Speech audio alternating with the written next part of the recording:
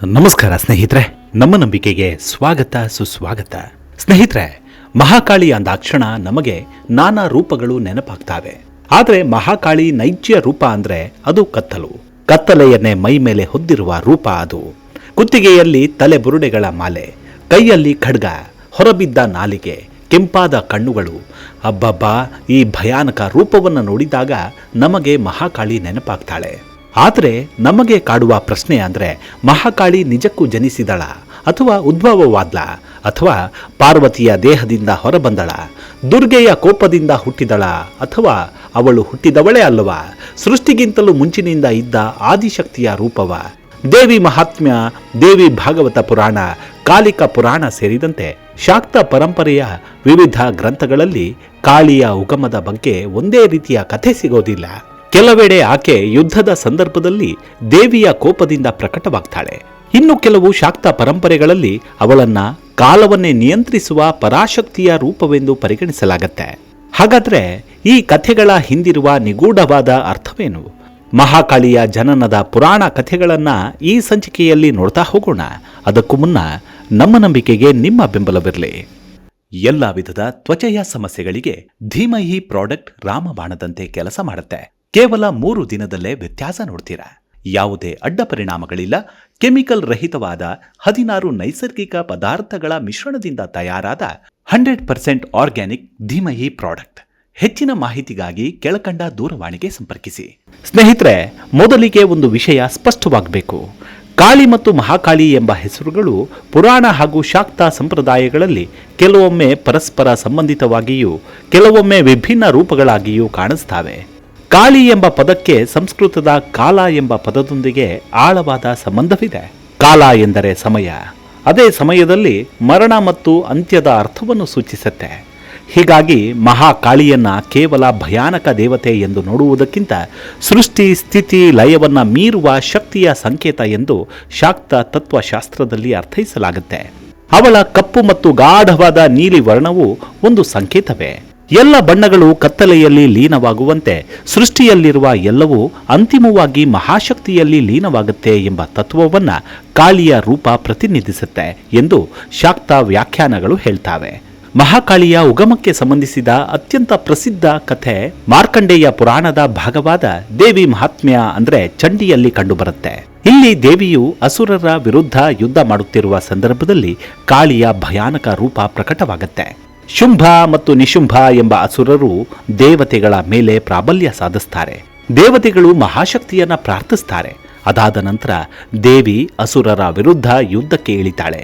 ಯುದ್ಧ ತೀವ್ರವಾಗುತ್ತಾ ಹೋದಂತೆ ಚಂಡ ಮತ್ತು ಮುಂಡ ಎಂಬ ಅಸುರರು ದೇವಿಯ ವಿರುದ್ಧ ಬರ್ತಾರೆ. ಅವರನ್ನ ಎದುರಿಸುವ ಸಂದರ್ಭದಲ್ಲಿ ದೇವಿಯ ಮುಖದ ಭಾವನೆ ಬದಲಾಗುತ್ತೆ. ಪುರಾಣದ ವರ್ಣನೆಗಳ ಪ್ರಕಾರ ದೇವಿಯ ಕೋಪದಿಂದ ಆಕೆಯ ಹಣೆಯಿಂದ ಕಪ್ಪು ವರ್ಣದ ಭಯಾನಕ ರೂಪವೊಂದು ಪ್ರಕಟವಾಗುತ್ತೆ. ಅವಳ ರೂಪ ಭಯಾನಕ. ದೇಹದ ಮೇಲೆ ಹುಲಿ ಚರ್ಮ ಅಥವಾ ಭಯಾನಕವಾದ ಅಲಂಕಾರ, ಕೈಯಲ್ಲಿ ಆಯುಧಗಳು, ಕುತ್ತಿಗೆಯಲ್ಲಿ ರುಂಡಗಳ ಮಾಲೆ ಇರುತ್ತೆ. ಆ ರೂಪವೇ ಮಹಾಕಾಳಿ.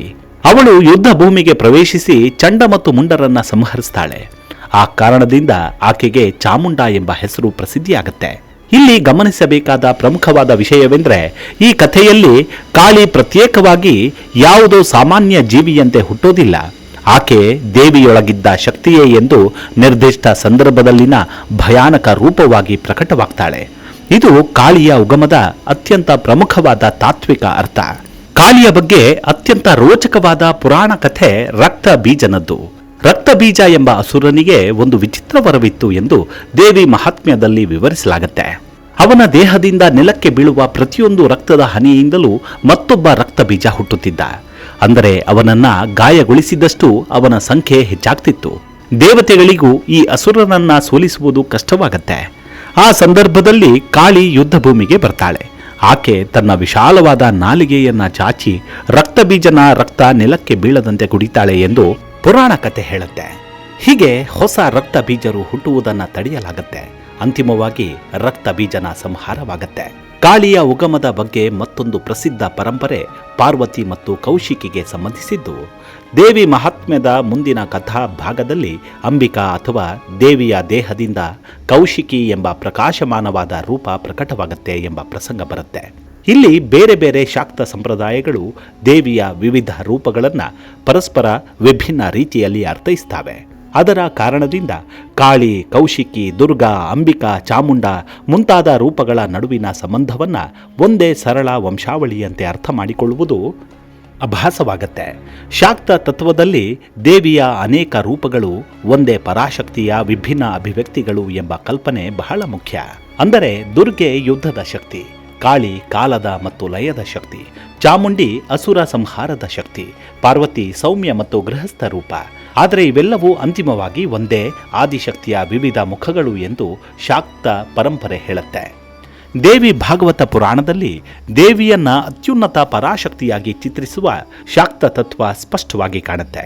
ಇಲ್ಲಿ ದೇವಿಯು ಯಾವುದೋ ದೇವರಿಂದ ಹುಟ್ಟಿದ ಶಕ್ತಿ ಮಾತ್ರವಲ್ಲ, ಬದಲಾಗಿ ದೇವಿಯೇ ಬ್ರಹ್ಮ, ವಿಷ್ಣು, ಶಿವ ಸೇರಿದಂತೆ ದೇವತೆಗಳಿಗೂ ಮೂಲವಾದ ಪರಮಶಕ್ತಿ ಎಂಬ ಕಲ್ಪನೆಗೆ ಹೆಚ್ಚಿನ ಮಹತ್ವ ಸಿಗುತ್ತೆ. ಈ ದೃಷ್ಟಿಕೋನದಿಂದ ನೋಡಿದ್ರೆ ಮಹಾಕಾಳಿ ಯಾರಿಂದ ಹುಟ್ಟಿದ್ಲು ಎಂಬ ಪ್ರಶ್ನೆಗೆ ಉತ್ತರವೇ ಬದಲಾಗುತ್ತೆ. ಆಕೆ ಯಾರಿಂದಲೂ ಹುಟ್ಟಿಲ್ಲ. ಆಕೆ ಆದಿಶಕ್ತಿಯ ಸ್ವರೂಪ. ಆಕೆ ಸೃಷ್ಟಿಗೂ ಮುಂಚೆ ಇದ್ದ ಶಕ್ತಿ, ಸೃಷ್ಟಿಯ ನಂತರವೂ ಉಳಿಯುವ ಶಕ್ತಿ, ಅಂತ್ಯದಲ್ಲಿ ಎಲ್ಲವನ್ನು ತನ್ನೊಳಗೆ ಲೀನಗೊಳಿಸುವ ಶಕ್ತಿ ಎಂಬ ತಾತ್ವಿಕ ಅರ್ಥವನ್ನ ಇಲ್ಲಿ ಕಾಣಬಹುದು. ಹೀಗಾಗಿ ಮಹಾಕಾಳಿಯ ಜನನ ಎಂಬುದು ಪುರಾಣಗಳಲ್ಲಿ ಎರಡು ರೀತಿಯಲ್ಲಿ ಅರ್ಥವಾಗುತ್ತೆ. ಒಂದು, ಯುದ್ಧದ ಸಂದರ್ಭದಲ್ಲಿ ದೇವಿಯೊಳಗಿದ್ದ ಕಾಳಿಯ ರೂಪ ಪ್ರಕಟವಾಗುವುದು. ಇನ್ನೊಂದು, ಮಹಾಕಾಳಿ ಸ್ವತಃ ಅನಾದಿ ಪರಾಶಕ್ತಿ ಎಂಬ ತತ್ವ. ಮಹಾಕಾಳಿಯ ಅತ್ಯಂತ ಪ್ರಸಿದ್ಧ ಚಿತ್ರಣಗಳಲ್ಲಿ ಒಂದು ಶಿವನ ಎದೆಯ ಮೇಲೆ ಅಥವಾ ದೇಹದ ಮೇಲೆ ನಿಂತಿರುವ ದೃಶ್ಯ. ಈ ದೃಶ್ಯಕ್ಕೆ ಸಂಬಂಧಿಸಿದ ಹಲವು ಜನಪ್ರಿಯ ಕಥೆಗಳು ನಂತರದ ಶಾಕ್ತ ಪರಂಪರೆಗಳಲ್ಲಿ ಪ್ರಸಿದ್ಧವಾಗಿವೆ.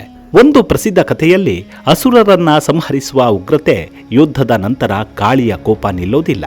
ಆಕೆಯ ಸಂಹಾರ ಶಕ್ತಿ ಮುಂದುವರಿಯುತ್ತೆ. ಆಗ ಶಿವನು ಕಾಳಿಯ ದಾರಿಯಲ್ಲಿ ಮಲಗ್ತಾನೆ. ಕಾಳಿ ಶಿವನ ಮೇಲೆ ಕಾಲಿಟ್ಟ ಕ್ಷಣದಲ್ಲೇ ತನ್ನ ಪತಿ ಶಿವ ಎಂದು ಅರಿವಾಗತ್ತೆ. ಆಗ ನಾಲಿಗೆಯನ್ನ ಚಾಚುತ್ತಾಳೆ. ಈ ದೃಶ್ಯವನ್ನ ಅನೇಕ ರೀತಿಯಲ್ಲಿ ವ್ಯಾಖ್ಯಾನಿಸಲಾಗತ್ತೆ. ಶಿವನು ಚೇತನದ ಸಂಕೇತ, ಶಕ್ತಿ ಚಲನೆಯ ಸಂಕೇತ. ಶಕ್ತಿ ಇಲ್ಲದೆ ಶಿವನು ನಿಷ್ಕ್ರಿಯ, ಶಿವನಿಲ್ಲದೆ ಶಕ್ತಿಗೆ ದಿಕ್ಕಿಲ್ಲ. ಆದ್ದರಿಂದ ಶಿವಶಕ್ತಿ ತತ್ವದಲ್ಲಿ ಇಬ್ಬರೂ ಪರಸ್ಪರ ಅವಿಭಾಜ್ಯರು ಎಂಬ ಸಂದೇಶ ಈ ಚಿತ್ರಣದಲ್ಲಿ ಕಾಣಬಹುದು.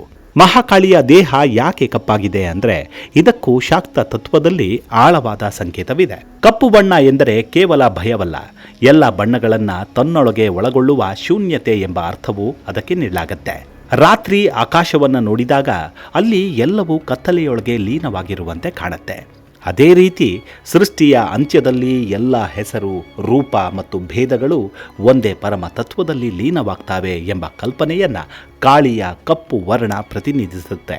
ಹೀಗಾಗಿ ಕಾಳಿ ಎಂದರೆ ಕೇವಲ ನಾಶವಲ್ಲ, ನಾಶದ ಮೂಲಕ ಹೊಸ ಸೃಷ್ಟಿಗೆ ದಾರಿ ಮಾಡಿಕೊಡುವ ಶಕ್ತಿ. ಕಾಳಿಯ ಕುತ್ತಿಗೆಯಲ್ಲಿರುವ ಮುಂಡಮಾಲೆ ಕೂಡ ಜನರನ್ನ ಬೆಚ್ಚಿ ಬೀಳಿಸುವ ಸಂಕೇತವೇ. ಕೆಲವು ಶಾಕ್ತ ವ್ಯಾಖ್ಯಾನಗಳಲ್ಲಿ ಈ ತಲೆಯನ್ನ ಅಕ್ಷರಮಾಲೆಯ ಸಂಕೇತವಾಗಿ ಪರಿಗಣಿಸಲಾಗುತ್ತೆ. ಅಂದರೆ ಭಾಷೆ, ಜ್ಞಾನ ಮತ್ತು ಸೃಷ್ಟಿಯ ಶಕ್ತಿಯೊಂದಿಗೆ ಆಕೆಯ ಸಂಬಂಧವನ್ನು ಸೂಚಿಸುತ್ತೆ. ಇನ್ನೊಂದು ತಾತ್ವಿಕ ಅರ್ಥದಲ್ಲಿ ಮಾನವನ ಅಹಂಕಾರ, ದೇಹ ಮತ್ತು ಭೌತಿಕ ಅಸ್ತಿತ್ವ ಎಲ್ಲವೂ ನಾಶವಾಗುವುದು ಎಂಬ ನೆನಪನ್ನ ಈ ಮುಂಡಮಾಲೆ ನೀಡುತ್ತೆ.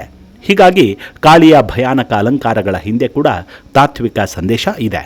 ಕಾಳಿಕಾ ಪುರಾಣವು ಅಸ್ಸಾಂ ಮತ್ತು ಕಾಮರೂಪ ಪ್ರದೇಶದ ಶಾಕ್ತ ಪರಂಪರೆಯೊಂದಿಗೆ ವಿಶೇಷವಾಗಿ ಸಂಬಂಧಿಸಿದ ಪ್ರಮುಖವಾದ ಗ್ರಂಥ.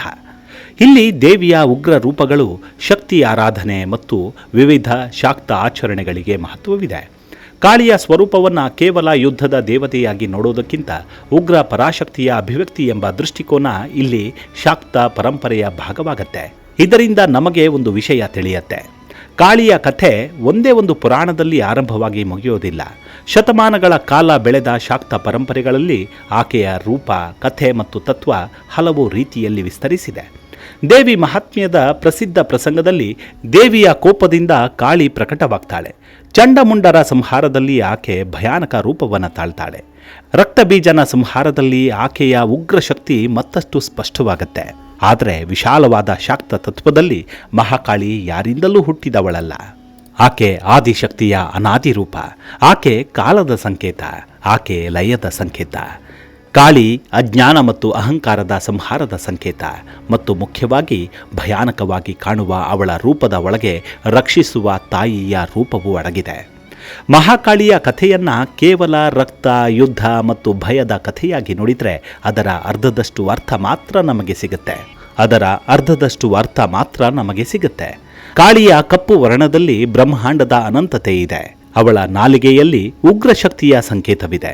ಅವಳ ಕೈಯಲ್ಲಿರುವ ಖಡ್ಗದಲ್ಲಿ ಅಜ್ಞಾನದ ಸಂಹಾರವಿದೆ. ಅವಳ ಮುಂಡಮಾಲೆಯಲ್ಲಿ ಮರಣದ ಸತ್ಯವಿದೆ. ಶಿವನ ಮೇಲೆ ಅವಳು ನಿಂತಿರುವ ದೃಶ್ಯದಲ್ಲಿ ಶಿವಶಕ್ತಿಯ ಅವಿನಾಭಾವ ಸಂಬಂಧವಿದೆ. ಹೀಗಾಗಿ ಮಹಾಕಾಳಿಯ ಜನನ ಎಂಬುದು ಒಂದು ಸಾಮಾನ್ಯ ಜನನದ ಕಥೆಯಲ್ಲ, ಅದು ಶಕ್ತಿ ಪ್ರಕಟವಾಗುವ ಕಥೆ. ಅಗತ್ಯ ಬಂದಾಗ ಸೌಮ್ಯ ತಾಯಿ ಉಗ್ರ ರೂಪ ತಾಳ್ತಾಳೆ. ಅಧರ್ಮ ಹೆಚ್ಚಾದಾಗ ಸಂಹಾರ ಶಕ್ತಿ ಪ್ರಕಟವಾಗತ್ತೆ ಮತ್ತು ಎಲ್ಲವೂ ಅಂತ್ಯಗೊಂಡಾಗ ಅದೇ ಶಕ್ತಿ ಮತ್ತೆ ಸೃಷ್ಟಿಯ ಬೀಜವಾಗತ್ತೆ. ಬಹುಶಃ ಅದಕ್ಕಾಗಿಯೇ ಮಹಾಕಾಳಿ ಭಯಾನಕಳಾಗಿದ್ದರೂ ಭಕ್ತರಿಗೆ ಆಕೆ ತಾಯಿ. ಅವಳು ಅಂತ್ಯವೂ ಹೌದು, ಹೊಸ ಆರಂಭವೂ ಹೌದು. ಜೈ ಮಹಾಕಾಳಿಕಾದೇವಿಯೇ ನಮಃ. ಮುಂದಿನ ಸಂಚಿಕೆಯಲ್ಲಿ ಸಿಗೋಣ. ನಿಮ್ಮ ಆರೋಗ್ಯದ ಕಡೆ ಗಮನವಿರಲಿ. Take care. ನಮಸ್ಕಾರ.